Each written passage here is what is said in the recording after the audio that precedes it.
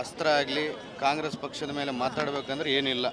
ಈಗ ಪ್ರಜ್ವಲ್ ರೇವಣ್ಣ ಕೇಸ್ ಏನಾಗಿತ್ತು ಅದನ್ನು ಡಿಫೆಂಡ್ ಮಾಡ್ಕೊಳಕ್ಕೆ ಅವರ ಲೀಡ್ರ್ಗಳ ಹತ್ರ ಏನೂ ಇಲ್ಲ. ಏನು ಮಾತಾಡಿದ್ರು ಅದನ್ನು ಯಾರು ಬಿಡುಗಡೆ ಮಾಡಿದ್ರು ಇದನ್ನು ಯಾರು ಬಿಡುಗಡೆ ಮಾಡೋದು ಅಂತೇಳಿ ಒಂದು ಡೈವರ್ಟ್ ಮಾಡೋ ಥರ ಮಾತಾಡ್ತಿದ್ರಲ್ಲ. ಇವತ್ತು ಏನೋ ಒಂದು ಯಾರೋ ಅಧಿಕಾರಿಗಳು ಇನ್ನೊಬ್ಬರು ಏನು ಮಾಡಿದಾರೋ ಅದು SIT ತನಿಖೆಯಲ್ಲಿ ಹೊರಗೆ ಬರುತ್ತೆ. ಅದನ್ನು ತಗೊಂಡು ನಮ್ಮ ಮಂತ್ರಿಗಳು, ನಮ್ಮ ಜನಪ್ರಿಯ ಮಂತ್ರಿಗಳನ್ನ ಇಷ್ಟು ಒಳ್ಳೆ ರೀತಿಯಲ್ಲಿ ನಮ್ಮ ಬಳ್ಳಾರಿ ಅಭಿವೃದ್ಧಿನ ಮಾಡ್ಕೊಂಡು ಹೋಗ್ತಿರೋ ಮಂತ್ರಿಗಳನ್ನ ಬೇಕಂತೇಳಿ ಯಾವುದೋ ಒಂದು ಇಶ್ಯೂ ಬೇಕು ನಮಗೆ BJP ಅವರಿಗೆ ಮಾತಾಡೋಕ್ಕಿಲ್ಲ.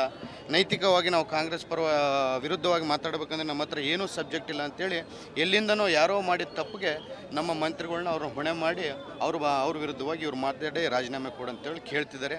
ನಾವಿವತ್ತು ನಮ್ಮ ಆಂಜನೇಯಣ್ಣ ಆಗಿರ್ಬೋದು, ನಾವಾಗಿರ್ಬೋದು, ನಮ್ಮ ಮುಂಡ್ರಿಗೆ ನಾಗರಾಜಣ್ಣ ಆಗಿರ್ಬೋದು, ಎಲ್ಲರೂ ಕಾರ್ಯಕರ್ತರು ಎಲ್ಲರೂ ಸೇರಿ ಇಂಥ ಮಂತ್ರಿಗಳು ಸಿಗಬೇಕಂದ್ರೆ ನಮ್ಮ ಬಳ್ಳಾರಿ ಜಿಲ್ಲೆ ಜನತೆಗೆ ಭಾಳ ಒಂದು ಒಳ್ಳೆಯದ ಆಗಿದೆ. ನಮ್ಮ ಮಂತ್ರಿಗಳು, ಉಪಮುಖ್ಯಮಂತ್ರಿಗಳು ಇಂಥ ಜಿಲ್ಲೆ ಉಸ್ತುವಾರಿ ಸಚಿವರನ್ನು ಕೊಟ್ಟಿದ್ದಾರೆ.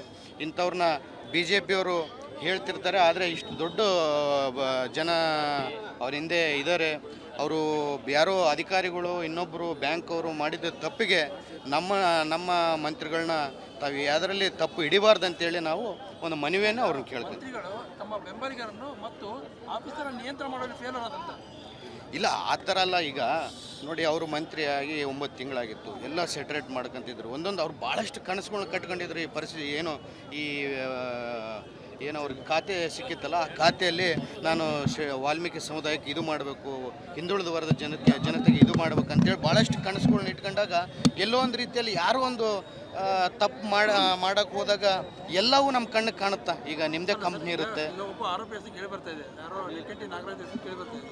ಅವ್ರು ಹಿಂದೆ BJP ಜೊತೆಗಿದ್ರು, ಅಂಥವ್ರ ಜೊತೆಗೆ ಇವ್ರು ಯಾಕೆ ಇಟ್ಕೊಂಡ್ರಂತ. ಈಗ ನೋಡಿ, ಒಂದು ಮಂತ್ರಿ ಆದಮೇಲೆ BJP ಕಾಂಗ್ರೆಸ್ ಅಂತಲ್ಲ, ಎಲ್ಲರೂ ಬರ್ತಿರ್ತಾರೆ ನಮ್ಮ ಆಫೀಸ್ಗಳಿಗೆ. ಈಗ ನನ್ನ ಆಫೀಸ್ಗಾಗಿರ್ಬೋದು, ಮಂತ್ರಿ ಅವ್ರ ಆಫೀಸ್ಗಾಗಿರ್ಬೋದು, ಇಂಥ ಕೆಲಸ ಇದೆ ಸರ್ ನಮಗೆ ಈ ಮಾಡಿಕೊಡಿ ಅಂತ ಎಲ್ಲರೂ ಬಂದಾಗ ನಾವು ಪಾರ್ಟಿ ನೀನು BJPಯಲ್ಲಿದ್ದೆ ನಾನು ಕೆಲಸ ಮಾಡಿಕೊಡಲ್ಲಪ್ಪ, ನೀನು ದಳದಲ್ಲಿದ್ದೆ ನಾನು ಕೆಲಸ ಮಾಡ್ಕೊಡಲ್ಲ ಅಂತ ಹೇಳೋಕ್ಕಾಗಲ್ಲ. ಅವರು ಅಲ್ಲಿದ್ದಾಗ ಒಂದು ಇಂಥದ್ದು ಇನ್ಸಿಡೆಂಟ್ ಆಗಿತ್ತು, ಮಂತ್ರಿ ಇದ್ದಾಗ ಅವ್ರ ಮಂತ್ರಿ ಜೊತೆಗಿದ್ದಾಗ ಅಲ್ಲಿ ಕೂಡ ಇಂಥ ಆಗಿತ್ತು.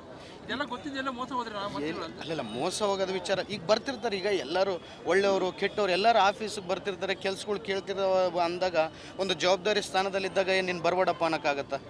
ಒಂದು ಮನುಷ್ಯಗೆ ಮಾನತ್ವ ಇರುತ್ತಲ್ಲ. ಬಂದಿರ್ತಾರೆ, ಅವರು ಕೂತಿರ್ತಾರೆ, ಏನೋ ಕೆಲಸ ಕೇಳಿರ್ತಾರೆ, ಮಾಡಿಸ್ಕೊಂಡು ಹೋಗಿರ್ತಾರೆ. ಹೊರತು ನಮ್ಮ ಮಂತ್ರಿಗಳಿಂದ ಅವರಿದ್ದಾರೆ ಅನ್ನೋಕ್ಕೆ ತಪ್ಪಾಗುತ್ತೆ. ಸರ್, ಈಗ ಪ್ರಮುಖವಾಗಿ ತೆಲಂಗಾಣಕ್ಕೆ ಯಾಕೆ ಹೋಯ್ತು, ಮಾಡಿದ್ದಾರೆ ಆ ದುಡ್ಡನ್ನ ಅನ್ನೋದು ಒಂದು ಕಡೆ BJP ಅವ್ರು ಹೇಳ್ತಾರೆ. BJP ಅವ್ರಿಗೆ ಇಶ್ಯೂ ಬೇಕು ಗುರು. ತೆಲಂಗಾಣ ಕಳಿಸಿದೀವಿ ಅಂತಾರೆ, ನಾಳೆ ಬೆಳಗ್ಗೆ ಇನ್ನೊಂದು ಕಡೆ ಕಳಿಸಿದೀವಿ ಅಂತಾರೆ, ಇಡೀ ಭಾರತ ದೇಶಕ್ಕೆ ನಾವೇ ಕಳಿಸಿದೀವಿ ಅಂತ ಕೂಡ BJP ಅವ್ರು ಹೇಳ್ತಾರೆ. ಅದಕ್ಕೇನು ತನಿಖೆ SIT ತನಿಖೆ ರಚನೆ ಆಗಿದೆ, SIT ತನಿಖೆ ಮಾಡುತ್ತೆ. SIT ತನಿಖೆ ಮಾಡಿದ್ಮೇಲೆ ಎಲ್ಲ ಸತ್ಯಾಂಶಗಳು ಹೊರಗೆ ಬರ್ತಾವಲ್ಲ.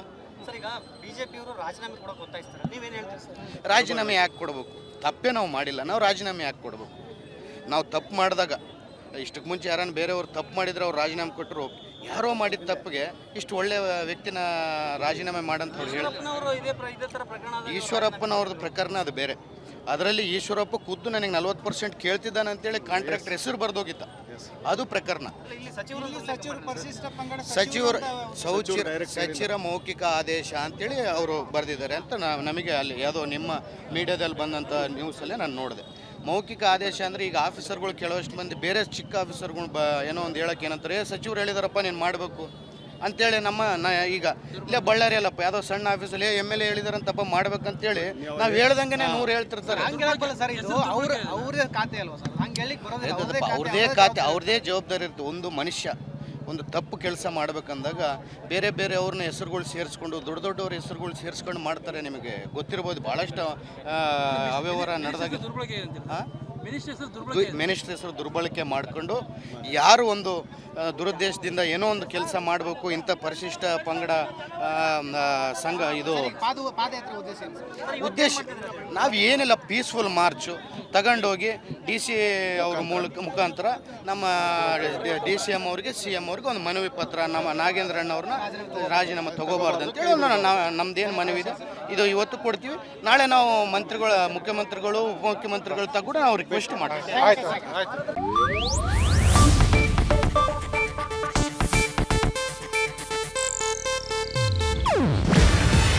ಇದು ಏಷ್ಯಾನೆಟ್ ನ್ಯೂಸ್ ನೆಟ್ವರ್ಕ್ ಪ್ರಸ್ತುತಿ. ನೀವು ನೋಡ್ತಿದ್ದೀರಾ ಏಷ್ಯಾನೆಟ್ ಸುವರ್ಣ ನ್ಯೂಸ್.